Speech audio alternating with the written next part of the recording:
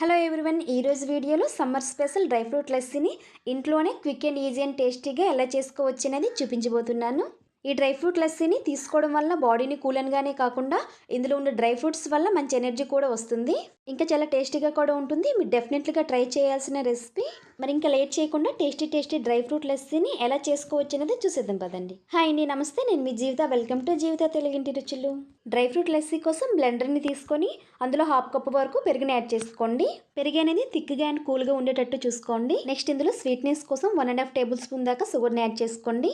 Next ఇందులో 4 పిస్తా పలుకులను, 4 కాజు పిక్కలను, అలాగే 4 బాదం పిక్కలను, 4 కిస్మిస్లను, అలాగే 3 నుంచి 4 ఖర్జూరాలను తీసుకొని అందులో ఉండి పిక్కల్ని తీసేసి ఖర్జూరాలను ఇందులో యాడ్ చేసుకోండి. నెక్స్ట్ ఇందులో 2 లేదా 3 ఐస్ క్యూబ్స్ని కూడా యాడ్ చేసుకొని వీటిని ఎంత వీలైతే అంత ఫైన్గా బ్లెండ్ చేసుకోవాలి. అలా బ్లెండ్ చేసుకున్న డ్రై ఫ్రూట్ లస్సీని సర్వింగ్ గ్లాస్లోకి సర్వ్ చేసుకొని పైన కొద్దిగా డ్రై ఫ్రూట్ ముక్కలతో గార్నిష్ చేసుకుంటే డ్రై ఫ్రూట్ లస్సీ రెడీ.